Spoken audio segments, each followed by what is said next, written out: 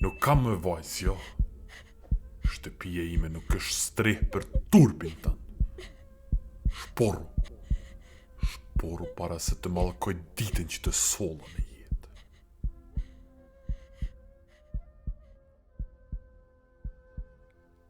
Një histori e vjetër shqiptare, që është e ruajtur nga koha. Historia që do të dëgjoni ka ndodhur shumë vite më përpara, në fshatin tim. Është një nga ato tregime që kalojnë nga goja në gojë, brez pas brezi, dhe që nuk zbehen kurrë. Sa do vite të kalojnë, ajo është përcjell me kujdes nga të moshuarit, që gjithmonë kanë ditur si ta ruajnë. Kjo histori më është rrëfyer për herë të parë kur isha ende fëmijë. Një grua e moshuar, një nga ato plakat që njihte çdo cep të tokës, e çdo ndodhi në katund. Na mbledh rreth zjarrit dhe na fuste në botën e tregimeve, me zë të butë të ngrohtë.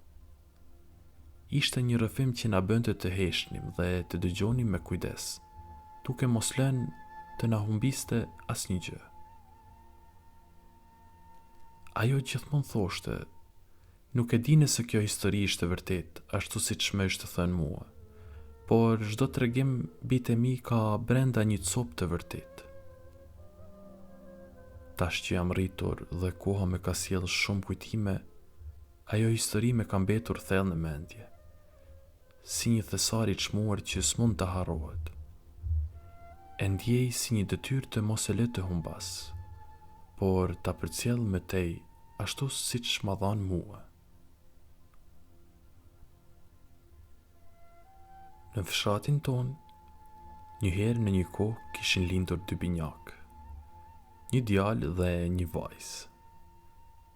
Djalit ja vune emrin Fadil, kurse vajzë Fatime. Edhe pse lindën në të njëjtën ditë, ata nuk ngjanin shumë me njëri tjetrin, as nga pamja, as nga mënyra si u rritën. Fadili binte më shumë në sy, siç ndodhte shpesh në atë kohë. Djemt vlerësoheshin dhe përkërdheleshin më shumë se vajzat. Ajo rrit me liri të madhe. Çdo dëshirë ja plotsonin, çdo gabim ja falnin. Me kohë u bë i llastur dhe filloi ta përdorte këtë liri si armë për të bërë gjithçka që i tekej. Familja e tyre ishte si çdo familje tjetër e fshatit. Kur arritën moshën 20 vjeç, Fadili dilte shpesh me shoqëri, merrte pjesë në darsma dhe shkonte ka të donte vetë. Por ndryshe ishte për Fatimen. Ajo rrinte e mbyllur në shtëpi në nënvëzhgimin e rrep të prindërve. As për të mbushur ujë nuk e lejonin të dilte vetëm. Nga frika mos i fliste ndonjë djalë, mos e çonte mendjen keq, e më pas turpëronte familjen. Në atë kohra, dashuria nuk ishte privilegj i vajzave. Të dashuroje ishte mëkat dhe të zgjedhje vetë burrin që do të kishe në krah ishte një poshtërsi. Dhe fjala e prindërve ishte ligj, dhe shumë mirë që ishte ligj, ashtu duhet edhe të jetë, por jo në të gjitha rastet. Martesat bëheshin me mësit në atë kohë. Ndonjëherë bile bëheshin edhe martesa sapo lindte vajza. Ishte një zakon i vjetër në disa treva shqiptare, sidomos në zonat rurale dhe tradicionale, i njohur edhe si fejesa në djep, apo beslidhja e fëmijëve. Por sot tregimi jonë s'ka të bëjë me këtë. Fadili a ju bëj njohur në fshat. Ishte punëtor dhe me punët që bënte fitonte shumë para, sepse ishte shumë i zoti në çdo punë. Ishte i gjatë, se shkan, gjithmonë i veshur mirë dhe çdo vajzë e donte ta kishte për veti. Sa herë që dilte, vajzat i jepnin ndonjë shenjë. Por me kalimin e kohës, ai filloi ta keqpërdorte këtë gjë. Sa herë që takohej me ndonjë vajzë të katundit, i premtonte se do martohej me të, por kur nuk e mbante fjalën. A i shfryzon të vajzat pa menduar kur se si do të ndihej motra ti, po t'i ndodhte e njëjta gjë. Një ditë vere, a i kishte dalur të merrte bagetin në mal. A i pa një vajzë nga fshati tjetër aty pranë. Quhej Lulije, por të gjithë e thrisnin shkort Lule. Dhe nuk e njihte mirë. A i e vëshkoj nga larg, teksa po u ishte bagetin. Ju afrua dhe i foli. Por Lulja ishte një vajzë mirë, e ndershme dhe bujare. Nuk ishte ndoshta më e bukur, por kishte një shpirt të bardhë, që e dallonte nga të tjerat. Fadili që e dinte si ta bënte një vajzë të dashuronte, shkoi dhe i foli. Por Lulja ishte vajzë e re dhe një djalë si Fadili i bukur dhe i pashëm mund t'ja vidhte zemrën shpejt. Dhe kështu ato u pan për herë të parë. Aty lindi edhe një dashuri, por jo nga Fadili. Lulja u dashurua shumë dhe shpejt nisi t'i afrohej edhe më shumë. Kaluan javë, muaj në takime të fshehta. Lulja priste çdo ditë që ai të shkonte tek babai i saj dhe të martoheshin siç ishte edhe zakoni. Por kjo gjë nuk ndodhi kurrë. Pas një kohe dhe pas shumë takimeve, Lulja mbeti shtatzan. E trembur dhe e vetmuar, i tregoi Fadilit lajmin. Me lot në sy, tha se nëse familja e merrte vesh do ta vrisnin nga turpi. Por Fadili, i kapur nga frika ose egoizmi, e mohoi me njëherë. E akuzoi se kishte qenë me dikë tjetër dhe se fëmia s'ishte i tij. E pështyu dhe iku, duke e lënë vetëm, dhe pse e dinte që fëmia ishte i tij. Koha kaloi dhe fjalët nisën të përhapen. Shpejt lajmi mbërriti në veshët e babait të Lulës.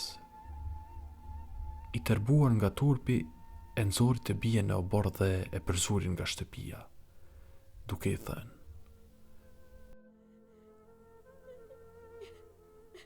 Ti Lule, ti, ik që këtej. Mos me del më për para syve, ma nëzive faqen, ma shkele nderin, me gropose të gjallë. Nuk kam më vajzë, jo. Shtëpia ime nuk është streh për turpin tënë. Shporu para se të mallkoj ditën që të solla në jetë. A i pa pik mëshire për zuri vajzën e vetë nga shtëpia.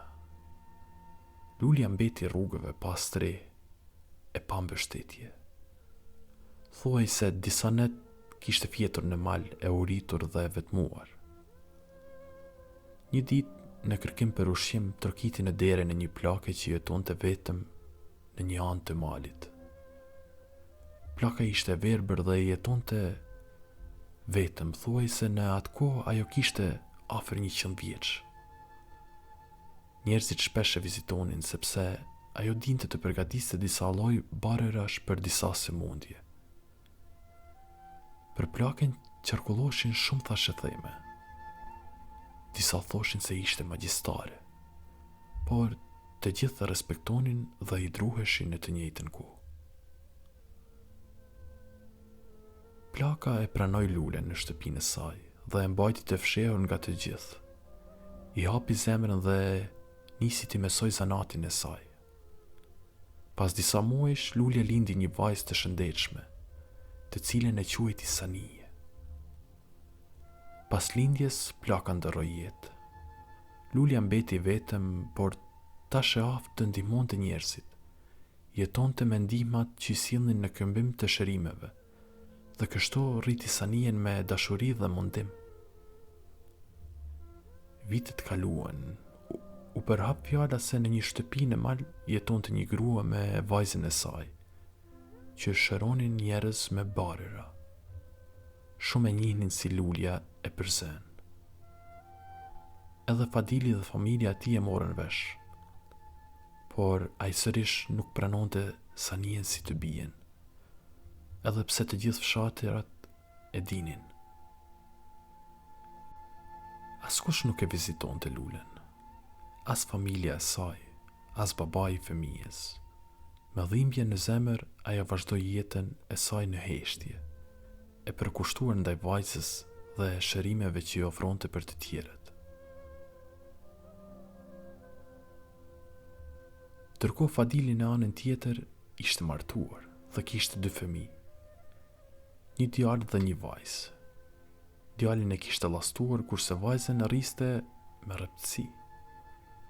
Edhe pse thonë se djali si kishte ngjarë Fadilit, ai ishte një djalë i mirë dhe i butë. Por një ditë, djali i Fadilit doli për të punuar në fushë. U lodh dhe u ul të pushonte, kur papritur, një gjarpër e kafshoi në dorë. Ai e lidhi shpejt dhe hipi në kal për të kthyer në shtëpi. Rrugës ndaloi në një bunar për të pirë ujë, por sapo zbritin nga kali, ra pa ndjenja në tokë. Aty pranë ndodheshin Lulja me Sanijen, që kishin ardhur për të mbushur ujë, si të ishte shkruar nga fati. Ato e pan e vendosën mbi kal dhe e çuan në shtëpinë e tyre.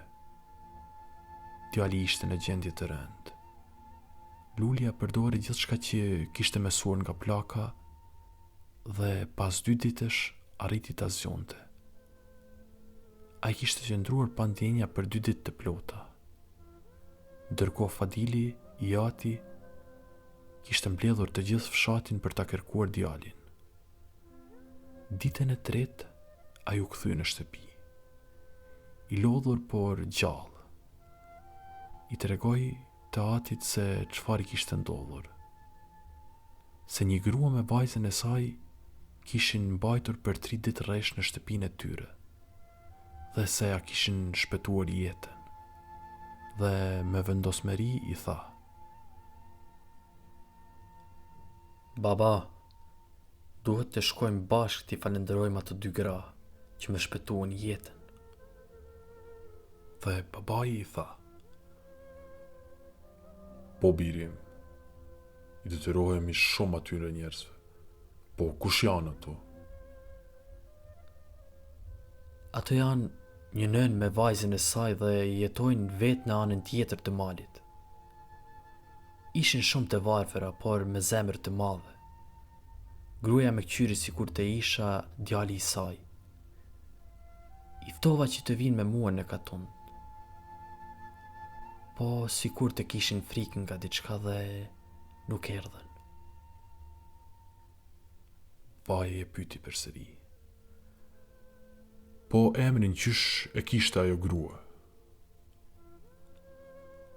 Ajo grua kishte emrin ashtu siç kishte edhe shpirtin e saj. Emrin e kishte Lule. Po vajzën qysh e quante? Vajzën e quante Sanije. Fadili u trondit, lotët i mbushën syt, por nuk pati fuqi t'i tregonte të vërtetën me njëherë. Pas disa ditësh, mblodhi zemrën dhe u rrëfye. I tregoi familjes së tij gjithë historinë e dhimbshme.